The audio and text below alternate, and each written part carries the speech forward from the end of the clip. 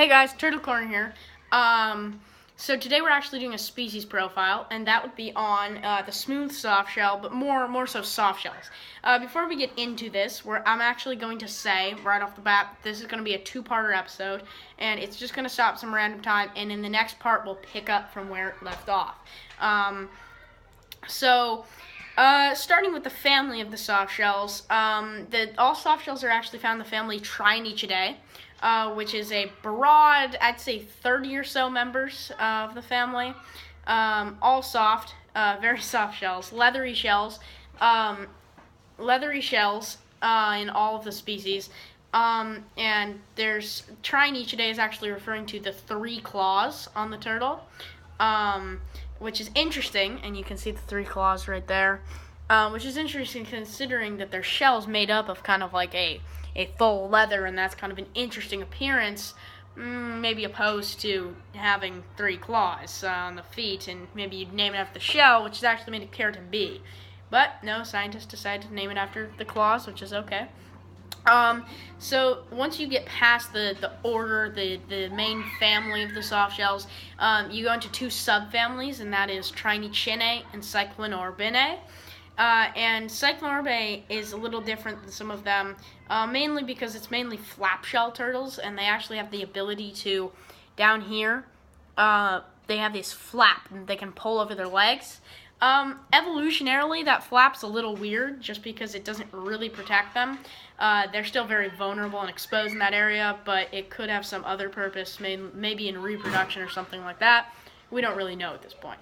But so the Cyclinorbinae, we see bony fragments in the marginal scutes, which is suggesting that possibly the species may have had relatives that had bony outer shells, or bony shells, opposed to the flat without any scutes or scutellation on the carapace, which is the top shell. So unlike the Trionychians, or unlike the Cyclinorbinae, Trionychians don't have these bony fragments, which is an interesting, suggesting maybe evolutionary lineages diverging and divergence among the two, even though they're closely related. We can tell based on the general carapacial pattern. Like you wouldn't make an assumption that Galapagos tortoise isn't related to a Galapagos subspecies of tortoise. It's still related, just maybe not completely. So a little more on the anatomy of the soft shell. So if you look here on the top of the shell, I'll try to put them down. Actually, I'm not. So if you look here on the top of the shell, you'll notice that there's a kind of a ridge. This is actually called the keel, and this is kind of the vertebrae, the vertebral keel. And that's just an extension of the vertebrae you're seeing there. And on this side, you can vaguely see, I'm not sure if the camera's picking it up. Oh, yeah, there we go. You can see those little divots. Those are actually called pleurals.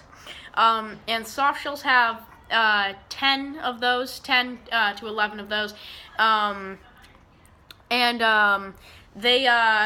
And these are kind of like bony fragments that kind of like mimic the vertebrae that make up the shell and extend along the carapace, so the top shell, and they're kind of like holding up the skin essentially as the top shell. And then they have a relatively full shell, but as you go here, you'll notice that it's more skin. This entire outside is just skin. Like you'll see the little layer here on the outside, the thin is just skin. There's nothing there. Or the marginal layer on the outside is just skin. So on the plastron, you'll see these little areas here, and these are essentially open gaps between the bone, and these are actually called callosities. They're very interesting because it's not bone. There's no bone there, and the way the soft shell anatomy on the plastron works is there's kind of an H formation right around here. There's kind of a cross section between 2 big bones that run around here and kind of come down, and then they kind of cross section right here and form kind of an H pattern, and then there's no bone in this area. So it's kind of, you can see kind of how the bones meet, and just based on where the callosities are located. Just normally I have 6 to 7 of those, varying in species and among individuals even. So that's pretty much it. Well, a little more on the head. So you may notice that there's a nose here. You can get a very close-up look at him. That nose is actually used for breathing. The neck's extremely long. The neck can go about half the length of the shell. And it's used for mainly submerging underwater. And I've actually seen the softshells wait there for up to a day, just underwater enjoying it. And they put their mouths just up, and they'll have the nose just touching the surface, and they can breathe. They also use that long neck for catching prey. If maybe something can come by, they can strike at it pretty fast with that pretty long neck. They also do something called neustophagia, which is essentially lying at the top and just waiting for prey to come into the mouth.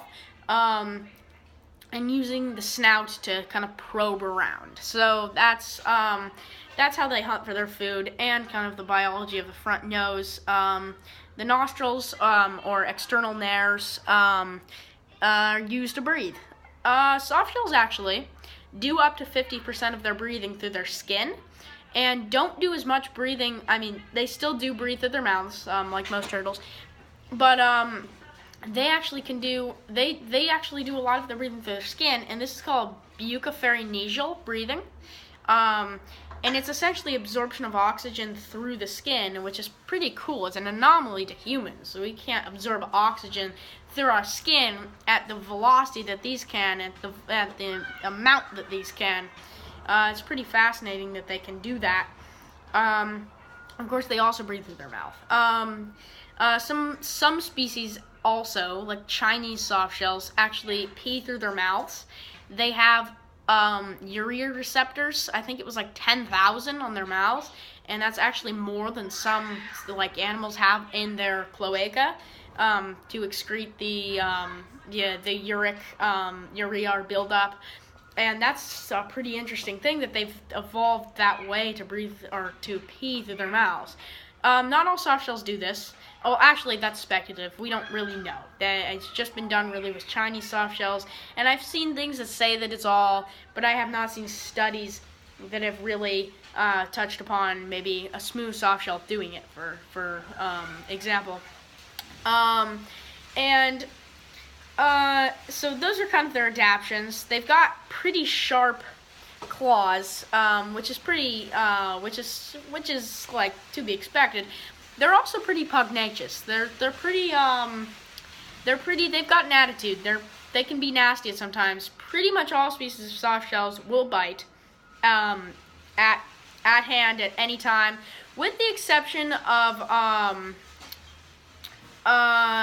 there was I think Nelsonia formosa, Indian peacock softshell. They're actually, Zambezi flapshell is a little bit more quiet and won't bite as easily as some of the other ones, but still will. So I advise you to stay away. And these are definitely not beginner pets. They're doable. Like, I'm holding one. I've been holding it for about 8 minutes. Don't worry, it can breathe. But most of them, especially this one, will strike if you're in distance, and this is not a safe distance to be. So is this. This is not safe. This is around safe. They can't really get you there, but sometimes it can be intimidating and you might drop them. So definitely be careful with them. All of them are willing to bite, obviously. Maybe the most aggressive ones are Chitra, species of the genus Chitra. Chitra indica and Chitra chitra and Chitra yaviensis are known to be the nastiest turtles I've heard in the world, and will attack people, and various biologists have written that they are like vicious, and people actually hunt them and they use spears to get them as opposed to catching them because they are that vicious. So we're actually going to continue this video. We're going to continue this video soon. I don't know when, but within the next month or so we're going to continue it.